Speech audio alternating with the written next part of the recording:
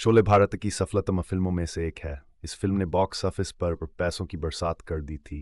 गली गली फिल्म के संवाद गूंजे। पक्के दोस्तों को जयवीरू खा जाने लगा, बक बक कर ननेवाल करनी, लड़कियों को बसंती की उपमा दी जाने लगने, छोटे बच्चों को गब्बर काडर दिखाकर सुलाया। भारतीय जनमानस पर इस फिल्म का गहरा असर हुआ। इससे 8 वर्ष बाद इस फिल्म को 3D में परिवर्तित कर फिर रिलीज किया गया। मुंबई अगस्त 1971 को रिलीज हुई। शोले को 46 वर्ष हो रहे हैं। इस फिल्म से जुड़े कई किस्से मशहूर हुए। पेश है शोले से जुड़ी कुछ रोचक जानकारियां। 1. शोले जब रिलीज हुई तो शुक्रवार और शनिवार बॉक्स ऑफिस पर इस फिल्म को अपेक्षानुरूप सफलता नहीं मिली। भारी बजट की भव्य फिल्म का यह हाल देख निर्देशक में सिप्पी चिंतित हुए। रविवार को उन्होंने अपने घर पर मीटिंग रखी जिसमें लेख सलीम जावेद को भी बुलाया गया। फिल्म के कमजोर प्रदर्शन का अर्थ यह निकाला गया कि अंत में अमिताभ के किरदार की मौत को दर्शक पसंद नहीं कर रहे हैं। रमेश सिप्पी ने प्रस्ताव रखा कि फिल्म का अंत बदला जाए। लोकेशन पर पहुंचकर वे अंत शूट कर ले गए और बाद में फिल्म में जोड़ दें। सलीम जावेद को अंत लिखने की जिम्मेदारी दी गई। सलीम जावेद ने रमेश सिप्पी को सलाह दी कि जल्दबाजी करने के बजाय 1-2 दिन रुकना चाहिए। यदि फिल्म काफिर भी खराब रहता है तो वे अंत शूट कर लेंगे। उनके 1-2 दिन बाद फिल्म का प्रदर्शन बॉक्स ऑफिस पर सुधर गया और फिर बेहतर होता चला गया। फिल्म सीता और गीता की शानदार सफलता की पार्टी जीपी सिप्पी के घर की छत पर दी गई थी। उसमें पिता जीपी और बेटे रमेश सिप्पी ने तय किया था कि इससे भी 4 कदम आगे चलकर एक बड़े बजट की भव्य एक्शन फिल्म बनाई जाए। यहीं से शोले का बीज जमीन में पड़ा। शोले फिल्म की कहानी मार्च 1973 से लिखना आरंभ हुई थी। रोजाना सुबह 10 से 11 बजे के बीच सलीम जावेद तथा रमेश सिप्पी अपने को सिप्पी फिल्म लेखन कक्ष में बंद कर लेते थे। घंटों चर्चा करते थे। इस दौरान चाय, सिगरेट और बियर की ढेर सारी बोतलें खाली हो जाती थी। सलीम जावेद जब शोले की पटकथा लिख रहे थे तब राज खोसला की फिल्म आई थी, मेरा गांव मेरा देश, और नरेंद्र बेदी की फिल्म खोटे सिक्के भी डकैत समस्या पर आधारित थी। इन फिल्मों ने सलीम जावेद को काफ़ी आइडियाज़ दिए। फाइ लोकेशन हंटर येडेकर रमेश सिप्पी की टीम में कोलंबस की तरह थे। रमेश नहीं चाहते थे कि इस बार चंबल की घाटी या राजस्थान जाकर दर्शकों की परिचित डकैत लोकेशन पर शूटिंग की जाए। बंगलौर और कोचीन में सफ़र करते आखिर में येडेकर को बंगलौर के पास की जगह जो पहाड़ियों से घिरी थी पसंद आई। इस लोकेशन पर इंग्लिश फिल्म माया की शूटिंग पहले हुई थी। 6. रमेश सिप्पी को जैसे ही लोकेशन की खबर मिली वह सिनेमाटोग्राफर द्वारका दिवेचा के साथ हवाई जहाज से आ गए। बड़ी बड़ी बिल्डिंग साइज की चट्टानें, बीहड़, सूखे पेड़, उबड़ खाबड़ रास्ते, और क्या चाहिए था द्वारका दिवेचा को। मनपसंद लोकेशन सामने मौजूद थी। नाम था रामनगरम। सेप शोले फिल्म में गब्बर की गुफा और ठाकुर का घर मीलों दूर दिखाया गया है, लेकिन सचमुच में दोनों पास पास थे। रामनगरम को फिल्म के सेट के मुताबिक मुंबई के 30 और स्थानीय 70 लोगों ने रात दिन मेहनत कर पूरा गांव बसा दिया।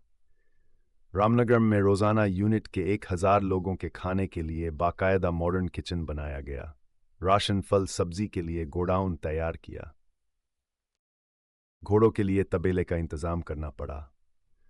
बंगलौर हाईवे से रामनगरम तक एक सड़क भी बनाई गई। टेलीफोन लाइन, बिजली के खंभे खड़े कराए गए। शोले फिल्म ने 5 साल लगातार बंबई के सिनेमाघर में चलकर एक कीर्तिमान कायम किया था। इसके पहले बॉम्बे टॉकीज की फिल्म किस्मत कलकत्ता में लगातार 3.5 साल तक चली थी। शोले का रिकॉर्ड दिलवाले दुल्हनिया ने तोड़ा। ये फिल्म अभी भी मुंबई के मराठा मंदिर में चल रही है। शोले फिल्म ने बाजार में कई तरह की चीज़ों को बेचने में कामयाबी हासिल की थी, ग्लूकोज बिस्किट्स से लेकर ग्राइप वाटर तक। सन 2000 में पॉप स्टार बाली ब्रह्मभट्ट ने रिमिक्स एल्बम बनाया था, शोले दूथा। उसे शीर्षक दिया था द हथौड़ा मिक्स। ये शोले के ठाकुर का संवाद है, जो वीरू तथा जय को कहा गया था, लोहा गर्म है, मार दो हथौड़ा। फिल्मकार शेखर कपूर ने कहा है कि हिंदी सिनेमा को इतिहास को 2 भागों में विभाजित कीजिए, शोले के पहले बीसी, शोले के बाद एडी। 1947 में जीपी सिप्पी कराची से बंबई एक शरणार्थी की तरह आए थे। उनके पास शरीर पर पहने शर्ट के अलावा कुछ नहीं था। स्पोपोर फिल्म में अमजद खान को गब्बर सिंह डाकू का जो नाम दिया गया वह असली डाकू का नाम है। सलीम के पिता उन्हें डकैत गब्बर के बारे में बताया करते थे। वह पुलिस पर हमला करता और उनके कान नाक काट कर छोड़ दिया करता था। सूरमा भोपाली का नाम जावेद की उपज है। ये किरदार उन्हें भोपाल निवास के दौरान सूझा था। वीर और जय नाम के दो सहपाठी सलीम के साथ कॉलेज में पढ़ते थे, वहीं से इनके नाम जस का तस ले लिए गए। हेमा मालिनी फिल्म शोले में बसंती तांगेवाली का रोल करने को तैयार नहीं थी। इसके पीछे फिल्म अंदाज तथा सीता और गीता की जबरदस्त सफलता थी। रमेश सिप्पी ने उन्हें समझाया और वे मान गई। जय के रोल के लिए शत्रुघ्न सिन्हा का नाम फाइनल था, मगर सलीम जावेद तथा धर्मेंद्र ने अमिताभ का नाम सुझाया। जबकि अमिताभ की कई फिल्में फ्लॉप हो रही थी, लेकिन सलीम जावेद को जंजीर फिल्म की प्रख्याति पर भरोसा था। उनका मानना था कि जंजीर सफल रहेगी और अमिताभ स्टार बन जाएंगे। हुआ भी ऐसा ही। अमिताभ को जंजीर रिलीज होने के पहले ही साइन किया जा चुका था।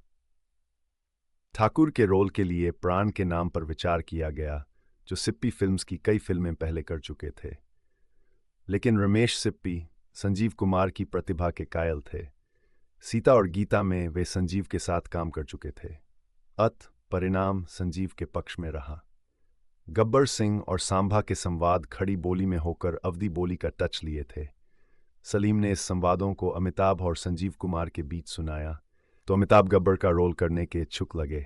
ऐसा ही कुछ संजीव कुमार के मन में भी था।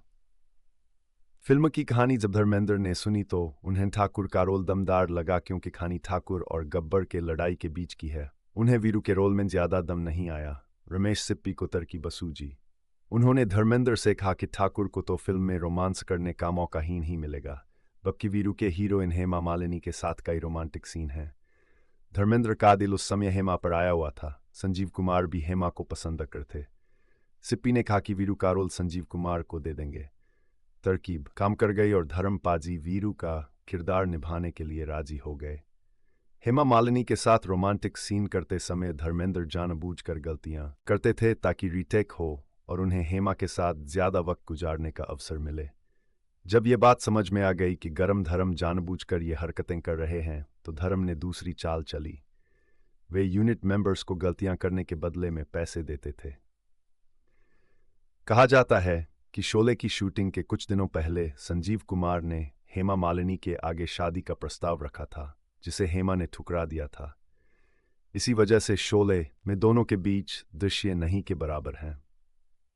धर्मेंद्र जानते थे कि संजीव कुमार भी हेमा पर लट्टू हैं, इसलिए वे हेमा के इर्द गिर्द ही रहते थे ताकि संजीव कुमार को हेमा से बात करने का अवसर नहीं मिल सके। शोले में गब्बर सिन्हा को मॉडर्न डकैत के रूप में दिखाया गया, जो सैनिक पोशाक पहनता है।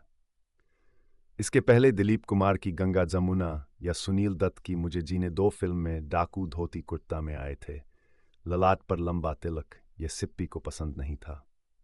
मुंबई में रमेश सिप्पी आर.डी. बर्मन के साथ बैठकर फिल्म के गानों की धुनों की जांच परख करते रहे। आर.डी. बर्मन 70 के दशक में बेहद व्यस्त और लोकप्रिय थे। उनसे टाइम लेना मुश्किल था। जैसे तैसे कर पहले गाने की धुन फाइनल हुई, कोई हसीना जब रूठ जाती है तो। सूरमा भोपाली से पहले कव्वाली कराने का इरादा था। जावेद अख्तर ने कहा कि भोपाल से भांड बुलाए जाएं तो उसका मजा कुछ और होगा। लिहाजा 4 भांड ग्रुप बंबई आए। उन्होंने पंचम के म्यूजिक रूम में गाया, चांद सा कोई चेहरा ना पहलू में हो तो चांदनी का मजा नहीं आता। जाम पीकर शराबी ना गिर जाए तो मैक्शी का मजा नहीं आता। इसे बाद में गाया किशोर कुमार, मन्ना डे, भूपिंदर और आनंद बख्शी ने। यह कव्वालीनुमा भांड सॉन्ग रिकॉर्ड तो किया गया, मगर फिल्माया नहीं जा सका क्योंकि शोले की लंबाई 3 घंटों से ज्यादा होती जा रही थी। मुझमोट शोले का म्यूजिक पोलिडार कंपनी को 5 लाख और रॉयल्टी बेसिस पर एडवांस में बेच दिया गया था। 5 गानों के 5 लाख। उस समय के ये सबसे महंगे अधिकार बिके थे। पोलिडार को 1 लाख ग्रामोफोन रिकॉर्ड बिकने के बाद मुनाफा होना था, मगर पोलिडार के मालिक शशि पटेल की बहन गीता से रमेश सिप्पी की शादी हुई थी, इसलिए इतना महंगा डील पूरा हुआ। गब्बर का रोल पहल डैनी करने वाले थे, लेकिन वह फिरोज खान की फिल्म धर्मात्मा के लिए डेट दे चुके थे। इस फिल्म की शूटिंग अफगानिस्तान में होना थी। फिरोज और रमेश सिप्पी दोनों अपने शेड्यूल बदलना नहीं चाहते थे, लिहाजा डैनी के हाथ से शोले फिसल गई। अमजद खान का नाम गब्बर के लिए फाइनल करने में सलीम खान का हाथ है। हालांकि जावेद अख्तर ये नाम पहले सुझा चुके थे।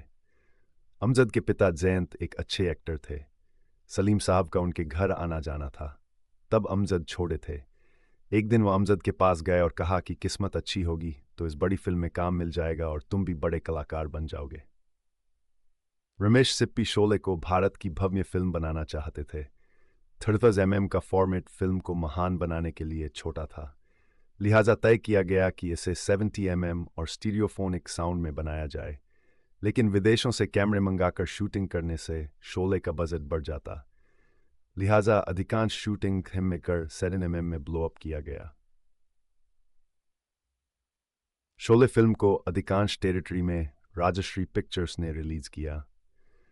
राजश्री के मालिक ताराचंद बर्ज अमिताभ जया ने 3 जून दी को शादी कर ली। प्रकाश मेहरा की जंजीर रिलीज हुई। अनेक फ्लॉप फिल्में दे चुके बच्चन दंपत्ति एकाएक सुपरस्टार हो गए। इसका लाभ शोले को मिला। फिल्म की शूटिंग के दौरान जया बच्चन प्रेग्नेंट हो गई थी। गब्बर नाम का डाकू सचमुच में चंबल घाटी में हुआ था। उसके जीवन पर जया भादुरी के पिता ने अभिशप्त चंबल नामक किताब लिखी थी। वह अमजद को पढ़ने को दी गई। अमजद की पत्नी शैला उसे पढ़कर अमजद को समझाती जाती थी। सचमुच के गब्बर ने बचपन में एक धोबी को अपनी पत्नी को पुकारते सुना था, अरे ओ शांति। यही संवाद आगे चलकर अरे ओ सांभा बन गया। अमजद खान नमाजी मुसलमान नहीं थे, लेकिन शोले की शूटिंग में जाते हुए उन्होंने कुरान शरीफ सिर पर रख ली। पत्नी शैला को आश्चर्य हुआ। जैसे तैसे अमजद हवाई जहाज में बैठे। प्लेन उड़ा बंबई के आकाश में। उड़ते ही उसका हाइड्रोलिक सिस्टम फेल हो गया। मजबूरी में प्लेन बंबई एयरपोर्ट पर उतरा। अमजद घर नहीं गए, एयरपोर्ट पर बैठे रहे। घंटों बाद प्लेन उड़ने को तैयार हुआ तो सिर्फ 5 यात्री सवार हुए, बाकी सब वापस चले गए।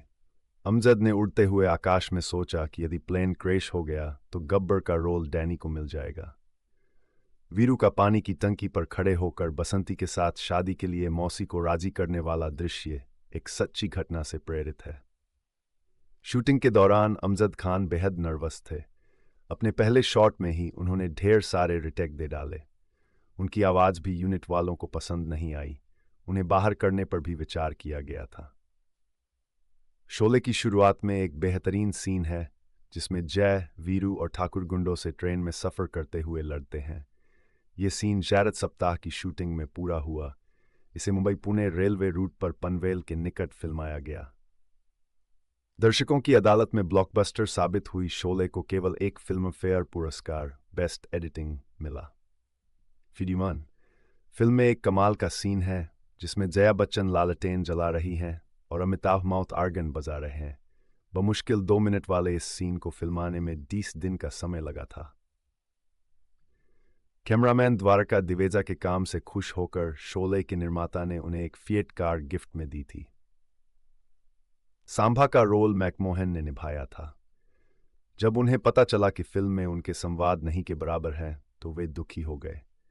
निर्देशक रमेश सिप्पी ने उन्हें भरोसा दिलाया कि यदि फिल्म चल निकली तो वे बेहद लोकप्रिय हो जाएंगे, और ऐसा ही हुआ।